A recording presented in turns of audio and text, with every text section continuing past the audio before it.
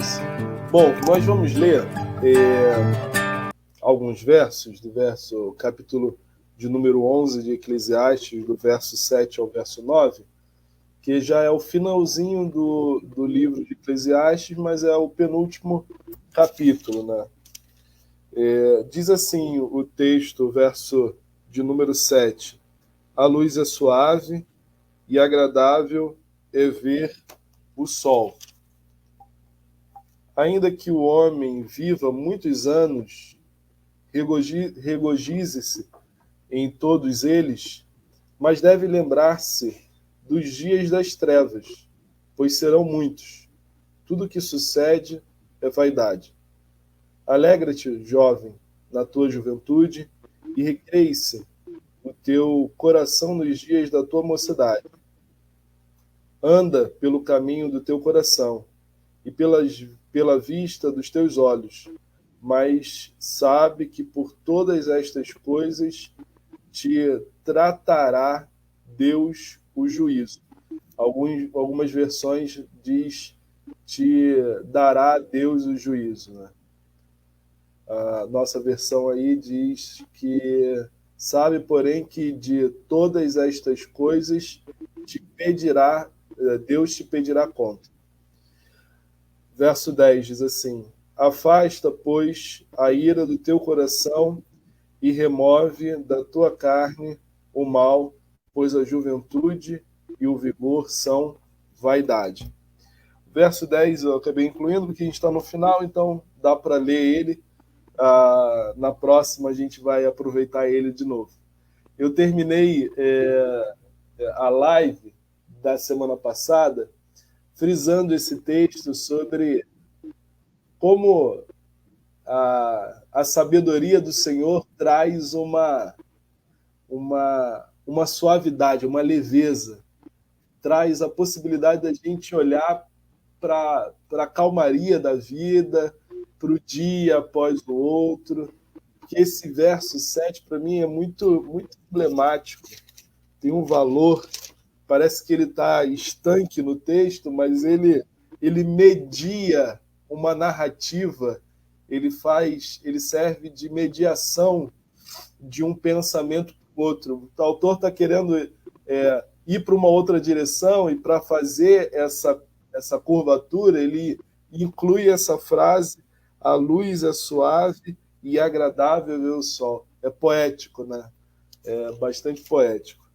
Mas a gente vai falar hoje sobre como vencer o tempo. E nos bastidores agora eu falei, olha, o tempo é um negócio implacável.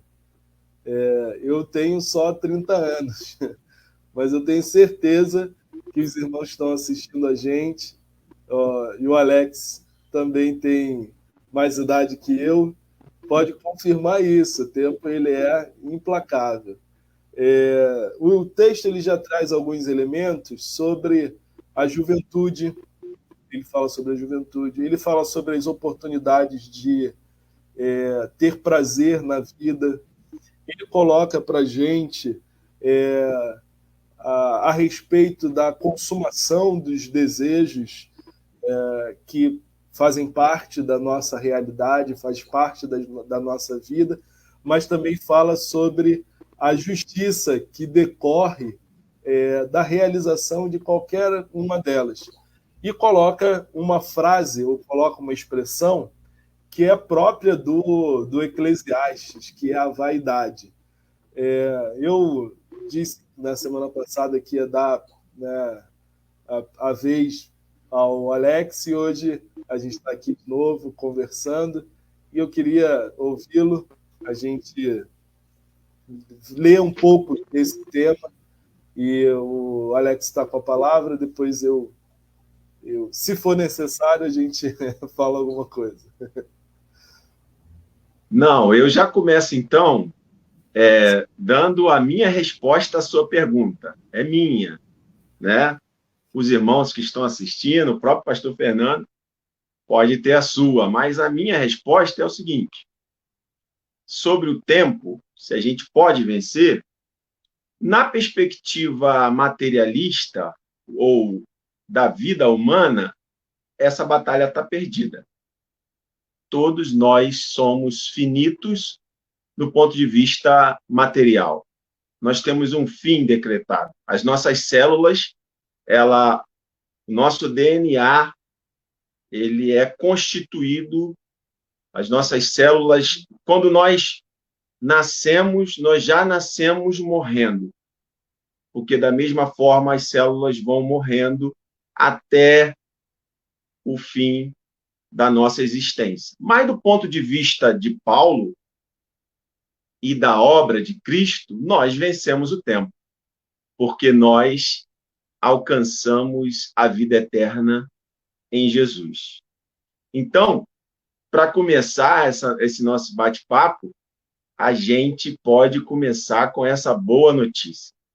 Nós vencemos o tempo em Jesus. Eu venci o tempo em Jesus, o pastor Fernando venceu o tempo em Jesus, e você que está tendo a oportunidade do Espírito Santo de estar assistindo essa live da Igreja Batista Filha de Sião, do nosso culto de oração e de estudo da palavra, que talvez ainda não tenha conhecido, ou até conhece, já ouviu falar da graça de Cristo, mas ainda não experimentou essa graça, eu tenho uma boa notícia para você. Se você experimentar dessa graça, o tempo para você não tem fim. O tempo do nosso corpo tem, das nossas células. Isso é um fato. Mas quando a gente está em Jesus, a nossa essência, a nossa alma e o nosso espírito venceram o tempo. Venceram o tempo em Jesus. E sobre o texto, os versículos, essa questão do tempo que o texto aborda, né, pastor Fernando? A gente pode dizer que é o tema central do texto, né? O tempo. E interessante que o autor dialoga essa questão do tempo a partir da juventude, né? Ele pega a juventude para conversar sobre o tempo. Então, eu queria conversar com a juventude que está assistindo a gente. Não que os irmãos que não sejam jovens, mais jovens como eu, vão sair da live agora. Por favor, não saia, fiquem aí. Eu só estou seguindo a linha do Eclesiastes aqui. Ainda que ele fala para a juventude, mas é um ensinamento para todos nós, né? Sobre o tempo, eu estava relembrando do meu ensino médio, quando, pastor Fernando, nós estudamos a teoria da relatividade geral de Einstein, né? E aí eu fui pegar um livro que eu tenho há muito tempo, que eu ganhei de uma professora minha do ensino médio, a professora Priscila Lacerda, que é esse livro aqui, ó, Micro e Macro, do físico e astrônomo Marcelo Gleiser. Muito bom. Você quer ler sobre física, sobre astronomia, sobre esses dois universos, né, o universo macro e o universo micro, uma linguagem muito boa para quem não é da área, muito compreensível. E ele fala aqui sobre a teoria da relatividade geral de Einstein, né? Ele fala aqui, no início do século XX, Einstein propôs uma nova teoria da gravidade. Sua teoria da relatividade geral, em que aboliu o conceito de ação à distância, a ação da gravidade é explicada por deformações na geometria do espaço e do tempo, causadas por objetos. Ou seja, até o início do século XX, nós tínhamos como física dominante a mecânica de Newton. É a chamada física clássica. Einstein, então, no século XX, ele lança por terra os conceitos da física mecânica, que hoje são, dentro da física, são ideias totalmente superadas pela questão, e ele funda, então, ainda não com essa terminologia sistematizada, mas ele funda a física quântica. que é a ideia de que, na verdade,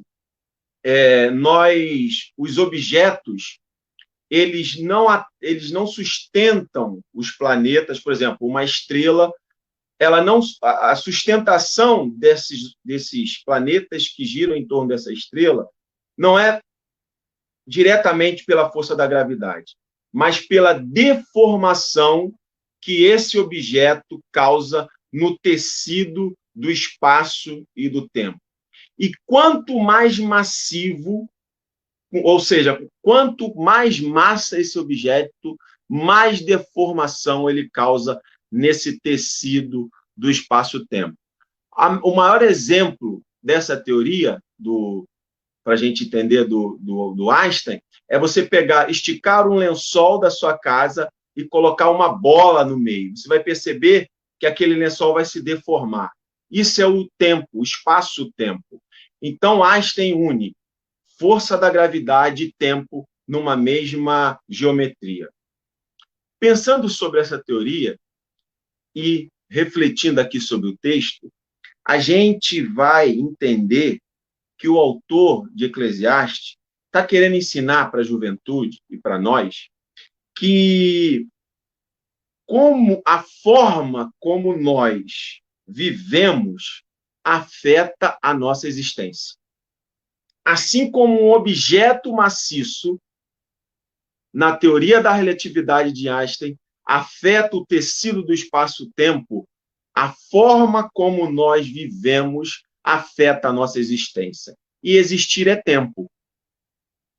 Então, muita gente, e aí trazendo a aplicação objetiva, porque, afinal de contas, você não quer saber dessa introdução chata que eu fiz aqui, você quer saber, mas, irmão Alex, o que eu faço com isso que você falou para mim amanhã, que eu tenho um problema para resolver?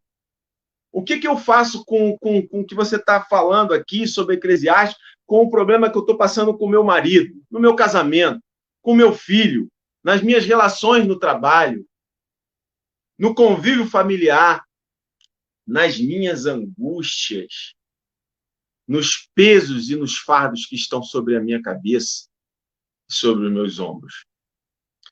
Sabe, pastor Fernando, irmãos, infelizmente tem muita gente adoecida, inclusive nas nossas igrejas, porque não sabem viver de forma correta, e isso acaba afetando a sua existência. E estão adoecidas, e assim como o objeto maciço afeta o tecido do espaço-tempo ao seu redor, essas pessoas que estão adoecidas porque não sabem viver, como diz a letra da música dos Titãs, é preciso saber viver, acabam também afetando as pessoas que estão ao seu redor. Então, a gente tem que saber viver, e Eclesiastes está dizendo aqui para nós, no verso 9,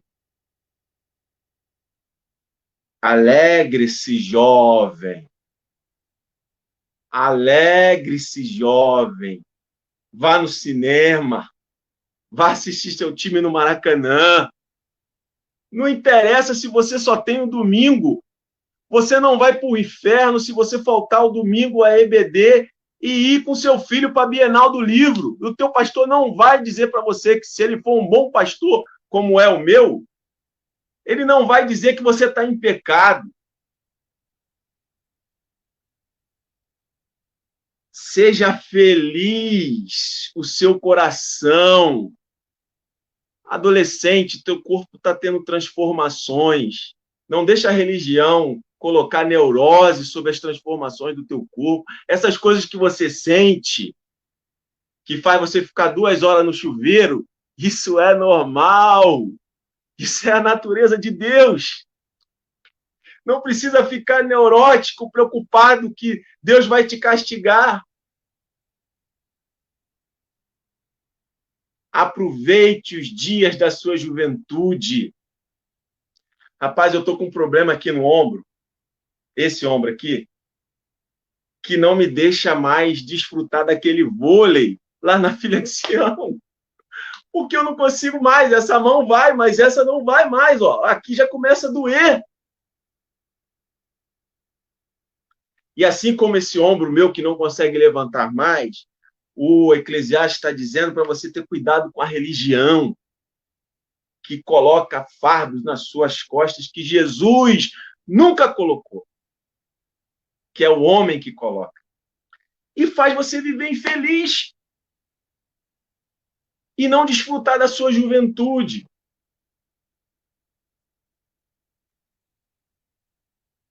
E aí, quando eu falo de religião, pastor Fernando, eu quero fazer um parênteses, porque eu sei que o pastor Fernando é estudioso da religião, das religiões. Pastor Jairo também é um pós-graduado, né, em estudos das religiões. É no sentido de que essa batalha semântica, pastor Fernando, a filosofia contemporânea já deu como banalizada. A semântica está banalizada hoje. O sentido prático de religião hoje não é mais religar a Deus. São outras coisas que não têm nada mais a ver com isso.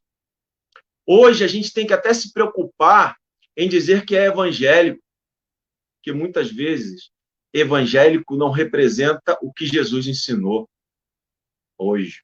Então é nesse sentido, porque religião hoje se virou sinônimo de fardos, de neuras que têm sido lançadas na vida de muitos jovens e que Jesus nunca colocou. Então, jovem, é preciso saber viver. E eu queria encerrar essa minha fala final, então, citando, porque eu não vou me atrever a cantar. Cantar é o pastor Rogério, para a Carol. Não é para a gente, pastor Fernando. A nossa área é outra. Né? Como diz aquele ditado, né? Cada um, aquela música também, eu acho que é uma música, cada um no seu quadrado. Deixa a gente ficar no nosso quadrado aqui. Quem espera que a vida seja feita de ilusão pode, preste atenção, jovem, pode até ficar maluco ou morrer na solidão. É preciso ter cuidado para mais tarde não sofrer. É preciso saber viver. Eu não tive tempo de fazer uma pesquisa, pastor Fernando, sobre o autor dessa música, como ele fez. Mas, mesmo que homonimamente, essa música parece que é inspirada no texto que a gente está estudando aqui. Parece que ele fez uma cópia e transformou em poesia. Ainda que o Eclesiastes já seja uma poesia, como o pastor Fernando falou aqui. E aí ele diz, ó, toda pedra no caminho você pode retirar. Numa flor que tem espinho, você pode se arranhar. Se o bem e o mal existe, você pode escolher, é preciso saber viver. Jovem, aprenda a viver, que a sua existência será leve, será feliz, sem essas neuras, essas doenças que essa sociedade consumista, hedonista, essa religiosidade tóxica, muitas vezes traz para a sua vida. Olhe para Jesus, como ele disse, me fugiu agora a referência do texto, pastor Fernando, na fala dele, se lembrar, pode fazer a referência aí, mas é o texto quando Jesus diz, o meu jugo é suave e o meu fardo é leve. Isso aí.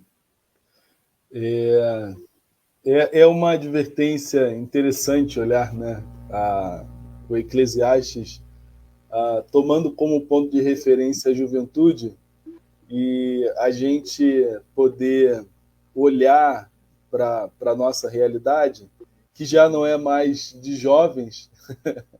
Eu acho que cada dia que passa eu vou me convencendo que eu não estou mais jovem. Não dá mais para ficar, né, no discurso da juventude. Porque você chega aos 30 e você está esperando aí um bebê, um filho, você já cai na realidade que você não está mais jovenzinho. Está na hora de dar uma despertada. Pastor Fernando, me permite um parênteses. Uma vez, meu pai tentou me convencer a pintar o cabelo. Aí, porque meu pai pinta o cabelo, eu vou denunciar ele aqui ao vivo. Aí, tá bom, eu sentei lá, ele botou aquela toalha que ele usa, né, para não sujar tal, e começou, ele mesmo. Aí, beleza, pô, ficou pretinho, né? Quando foi 3, 4 dias, a raiz já começou a embranquecer. Eu falei, pai, não, você tem que fazer isso toda semana. Eu falei, você tá doido, eu não tenho paciência para isso, não. Eu fiquei quase meia hora com esse negócio, deixa isso para lá. Então, aqui, ó, assumi logo e vambora. E aí você vai se dando conta de que isso está acontecendo, que esse tempo está passando, conforme esses sinais vão aparecendo, né? Você não se dá conta de que está envelhecendo aos 17 anos. Aos 17 anos você não se dá conta nem do que você está fazendo direito. Quanto mais do que você está envelhecendo, que a vida está indo, né? Você se dá conta quando os sinais do tempo vão aparecendo. Quanto mais denso a vida é, tomando, por exemplo, o exemplo que você deu, né? Quanto mais denso a gente vai ficando, quanto mais rígido a gente vai dando conta de que o tempo está passando, de que a gente está afundando mais nesse pano, né? nessa teia do tempo, que a gente está se consolidando. Mas também é um sinal de que a gente está se consolidando como pessoa, como ser humano. O tempo ele tem essa invisibilidade. Ele é invisível. Ele é contado a partir dos anos, mas a sua forma ela só é vista claramente a partir das nossas formas, a partir das nossas rugas, a partir das nossas ideias, do modo como a gente conduz a vida. Outro dia a gente estava conversando que pode duas pessoas terem a mesma faixa etária, a mesma idade, e serem absolutamente diferentes em termos de ânimo, de espírito, de vontade de vida, né? O cara com 50 anos parece um senhor de idade e outros com 50 está ainda se aventurando no futebol, lá na segunda-feira, ou no vôlei lá do sábado. E isso depende muito de quanto rígido você se tornou na vida, de quanta rigidez você criou. Eu sei que eu, confesso aqui para os irmãos, fui ganhando rigidez muito cedo. Às vezes eu trago... Um mestrado na PUC não passa alheio. Não passa alheio. Tem que ter disciplina, tem que ter muita rigidez para você seguir ali direitinho. Mas é engraçado como a advertência de Eclesiastes parece tocar a todos nós. Se é possível vencer o tempo, então ele só é possível na vida. Ele só é possível desatando a rigidez como nós conduzimos a vida, ou desatando da vida, tirando os nós da vida, para que a gente possa vivê-la com mais liberdade. É isso que o Eclesiastes está falando. É claro que há uma advertência, e eu fiz questão de pontuar na minha leitura possibilidades de tradução de um mesmo texto, quando o Eclesiastes fala assim: você pode experimentar a vida com leveza, com tranquilidade, seguindo os desejos do teu coração, mas você saiba que Deus vai prestar conta de você, quer você tenha tido muita rigidez na vida, quer você tenha vivido de modo leve. Ou seja, de todas elas, se você for um camarada pragmático, todo organizado, né, a vida milimetricamente organizada, você vai prestar conta a Deus a respeito da sua vida. Se você viveu de modo mais tranquilo, leve, tendo relacionamento com as pessoas, se abrindo aos relacionamentos, experienciando a vida, indo ao shopping, ao cinema, vivendo a vida, tendo lazer, tendo experiência de lazer em família, no seio do seu lar, convivendo com os seus amigos. Se você viveu assim, você vai prestar contas a Deus também. Ninguém passa pela vida sem a consciência de que um dia nós, todos nós, estaremos diante do Eterno prestando contas a Ele, porque o próprio apóstolo Paulo diz que um dia todo joelho se dobrará e toda língua confessará que Jesus Cristo é um Senhor. Um dia todos nós estaremos diante do Deus Eterno prestando contas a respeito da nossa vida.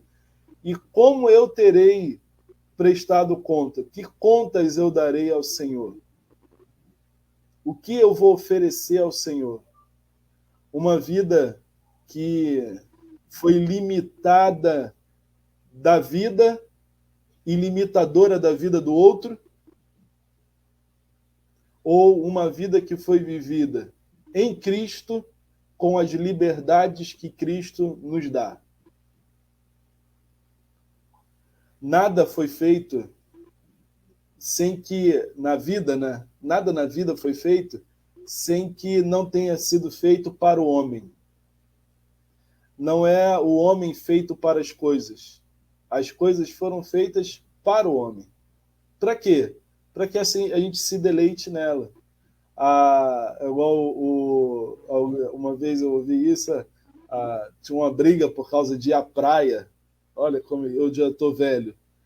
Uma briga por causa de ir à praia. Hoje em dia ninguém briga mais por causa disso. Todo mundo vai. Você é da época da praia, eu sou da época da televisão.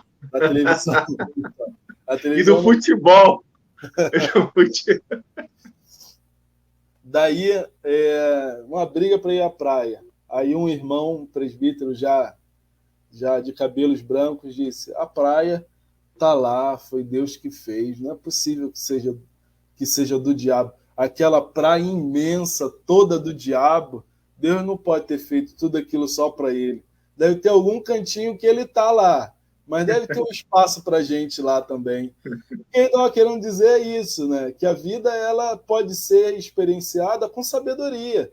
Tem coisa que é absolutamente ambígua quanto o seu caráter de bem e mal. Na praia você pode experienciar a beleza da criação de Deus, o lazer com a sua família, o bem-estar, como você pode experienciar a fatalidade, a fúria do mar, você pode experienciar a concupiscência da carne. É possível. Um arrastão, né? Um arrastão. É possível que haja essa ambivalência. E isso depende de como você se comporta, de como você se vê, de como você vive aquela realidade. Porque a praia, igual o sábado, Jesus disse, o sábado foi feito para o homem e não o homem para o sábado, a praia foi feita para o homem.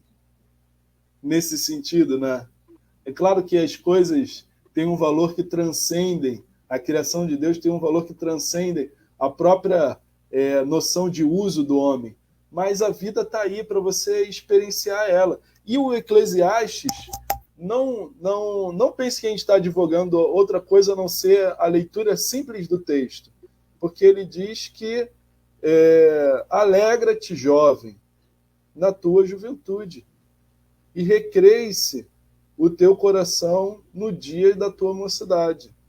Anda pelo caminho do teu coração e pela vista dos teus olhos, ou seja, faz aquilo que você sente desejo de fazer. Está com vontade de ir fazer um lanche? Vai, faz um lanche. Está com vontade de sair com a família, tirar um domingo? Vai, tira o domingo, tira o sábado, tira um dia que você quiser para ter liberdade de ter experiência de prazer e lazer com a sua família. Mas o bem que por todas estas coisas trará Deus a juízo. Todas elas a gente vai um dia prestar conta, quer seja o bem, quer seja o mal. Isso traz também para a gente uma lição, né? Eu no início disse que o tempo ele é implacável. E eu tenho uma frase que eu gosto, que é bíblica, né? Eu sempre ofereço nos dias de aniversário. Todo mundo que faz aniversário, que já tenha passado por mim, deve ter tido esse texto como oferta. Ensina-nos a contar os nossos dias de tal maneira que alcancemos um coração sábio. É o Salmo 90, verso 12. Ele fala sobre o modo que nós devemos ter sabedoria de contar os nossos dias para que a gente encontre nessa contagem do tempo a sabedoria. Eu sei que há irmãos que estão assistindo a gente que têm 30 anos, como eu. Outros que já estão nos 40, outros passaram dos 60. E o conselho de Eclesiastes permanece o mesmo.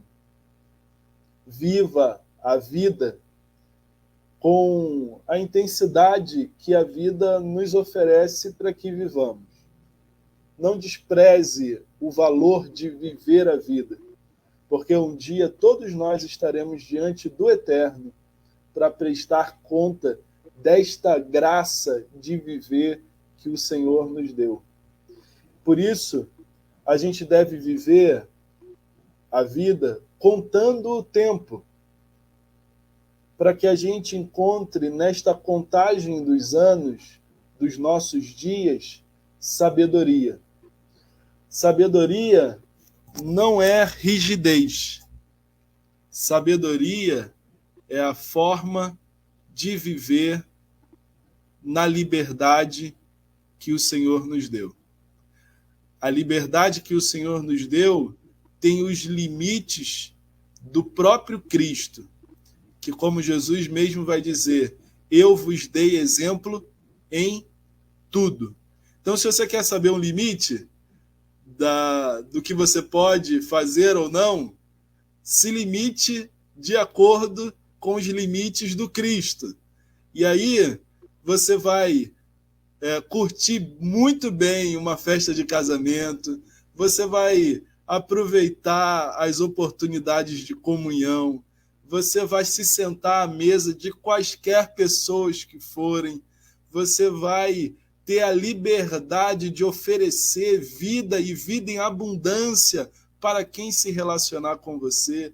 Se você quer um limite de como viver a vida, limite-se a partir do Cristo que nos deu exemplo de tudo. É sempre um prazer. Contamos sempre com essa fidelidade de vocês em estarem meditando na palavra conosco, de estarem orando juntamente conosco, para que a nossa caminhada, a nossa vida, seja fortalecida como foi a de Abraão, dando glória a Deus. E aí a gente possa encontrar esse conforto para a vida. Deus abençoe vocês. Queria dar a oportunidade para o Alex também dar as suas considerações finais e a gente poder se despedir. Amém. Eu acho que a gente pode sair dessa noite entendendo que nós podemos passar por esse julgamento final que Eclesiastes, né, coloca para nós, se nós, diante de Deus, se nós encontrarmos o caminho do meio. Eu acho, né, pastor Fernando, que é por aí que Eclesiastes está querendo nos orientar para que a gente possa passar por esse julgamento, encontrar o equilíbrio. A vida que Eclesiastes nos propõe nessa noite é a vida do equilíbrio. Nesse equilíbrio, nesse caminho do meio, que a gente pode chamar o caminho de Cristo, está o segredo da vida, de uma vida feliz e dessa aprovação diante de Deus.